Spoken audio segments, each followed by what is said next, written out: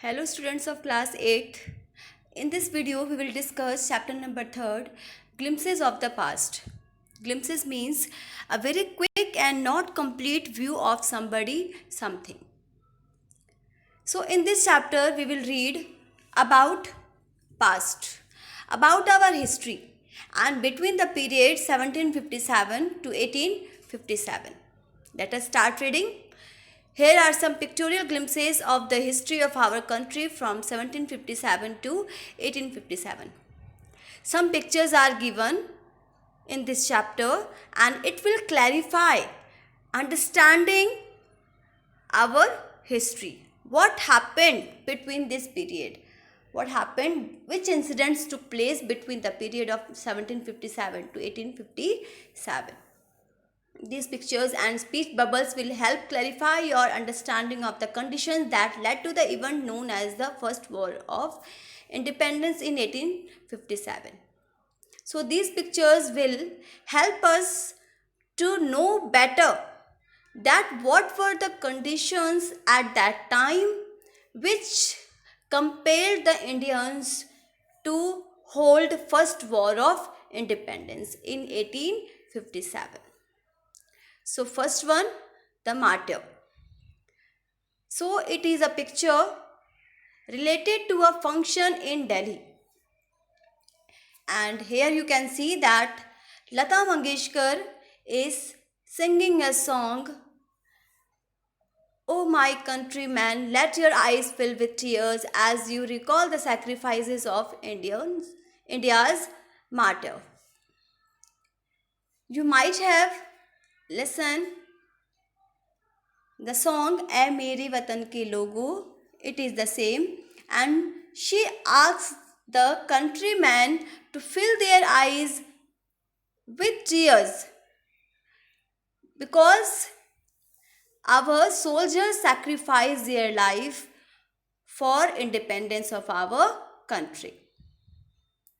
Here in this function, Jawaharlal Nehru, Lal Bahadur Shastri and Indira Gandhi were all attending this function, and Jawaharlal Nehru reminded about our freedom fighters who played a vital role in achieving our independence. Now the next one, the company's conquests. Conquests means victory. So the East India Company got victory between 1757 to 1849, means it started to extend its power in India. With its superior weapons, the British East India Company was extending its power in 18th century India. It was the reason of trade by which East India Company started their extension of their power. And you may have look at the map that yellow portion was under the control of Indian princes and pink portion was under the control of East India Company. Slowly and steadily, East India Company started extension of their power all over India. Indian princes were short-sighted. So, all the Indian princes were short-sighted, means they were not considered what will happen in future. They just wanted to resolve the matter now and then. They didn't think about future. That upstart Raja Bah called the English merchants. They will help him. They will help me to defeat him. So Indian princes started to take help of East India Company, English merchants, to defeat their rivals. The people had no peace due to such constant fights. And due to fights, people had lost their peace. The common people started suffering. The princes were busy in fighting with each other, and for which common people had to suffer. The rivalries the rivalries helped the East India Company, and it could easily subdue Indian princes one by one. The fight among the princes gave a good opportunity to East India Company to control over them, and they started to subdue means control Indian princes one by one, means one by one they started to control over Indian princes. A far-seeing ruler like the brave Tipu of Mysore fought the British till he died fighting. But Tipu Sultan was not like other princes. He was a brave Indian king, and he did not want East India Company to rule over him. He fought with English till his last breath. Thank God there is peace in the country now. No more wars and no looting by thugs. People were thanking God that there was peace at that time, and there were no wars, no looting, no robberies by thieves and thugs. It is God who sent the British. The kings were happy, the princes were happy that due to British only they had peace in their kingdom.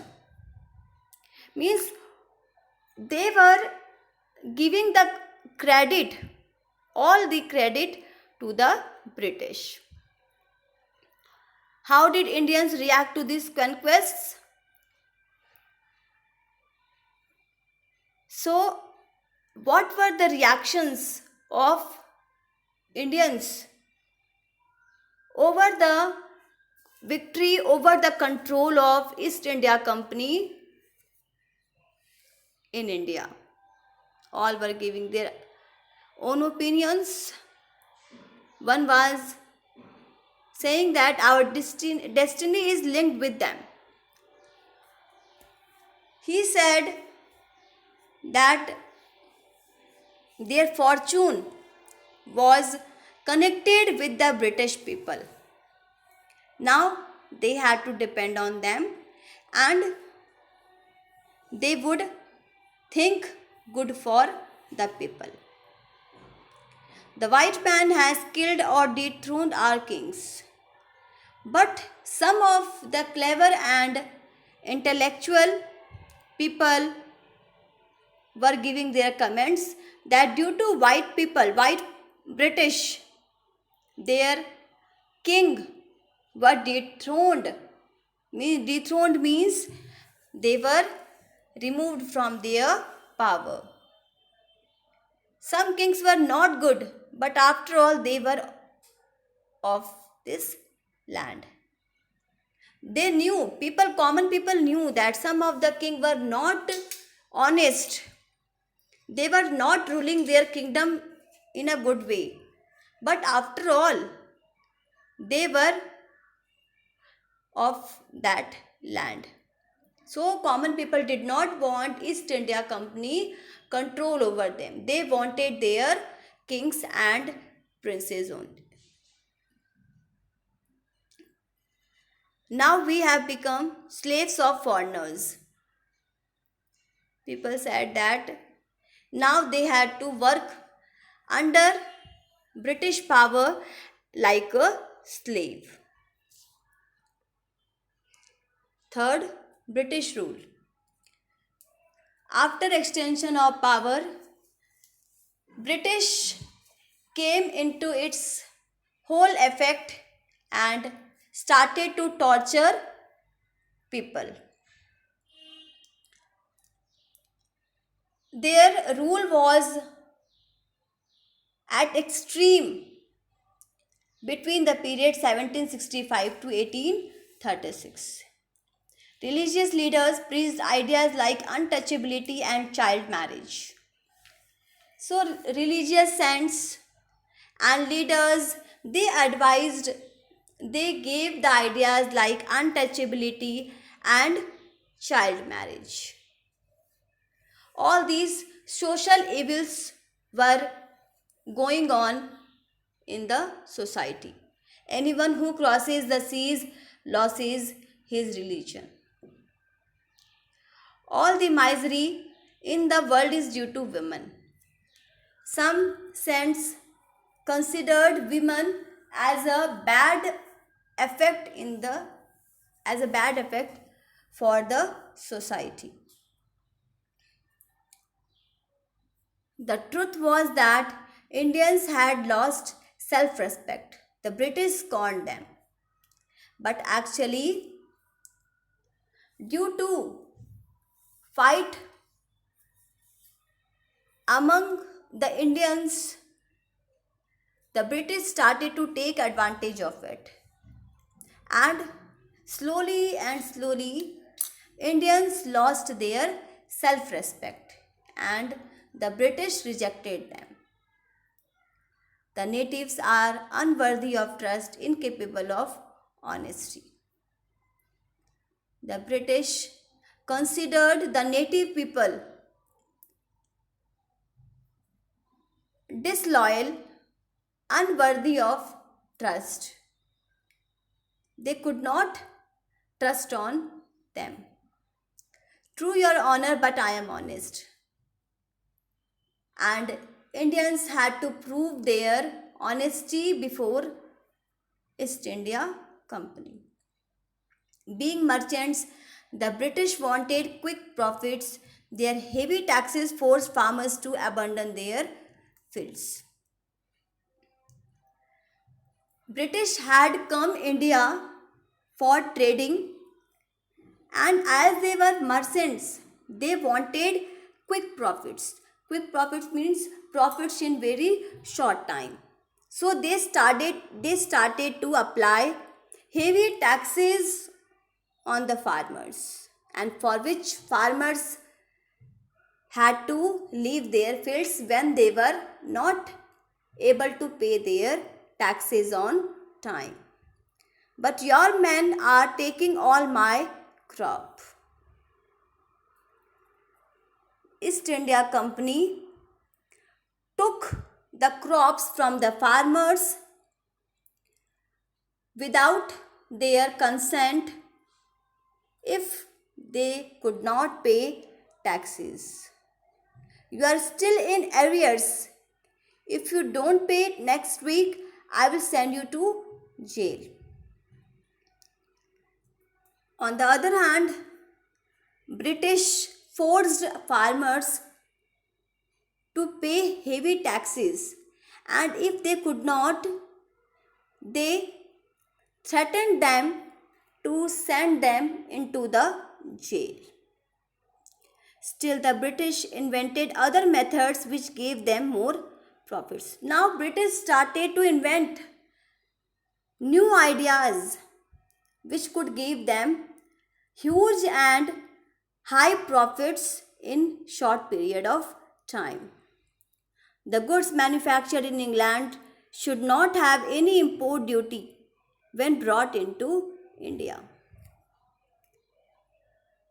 One of the British suggested that the goods imported into India from England should not have any import duty. Whereas if items sent to other countries from India would have would have to be given export duty. The East India Company's laws began to cripple Indian industries. These laws made by British started to crumble Indian industries slowly and steadily. Inevitably, famines followed. Between 1822 and 1836, 15 lakh Indians died of starvation. Unexpectedly, some famines also hit, and between the period of 1822 to 1836, about 15 lakh Indians lost their lives due to starvation, means due to hunger. They did not get grains, they did not get food to eat. All the crops were taken by British. The British policies ruined the expert artisans and their business. The policies which were made by British started to ruin, started to destroy the expert artisans and their business, because they applied very high charges on them which they could not bear.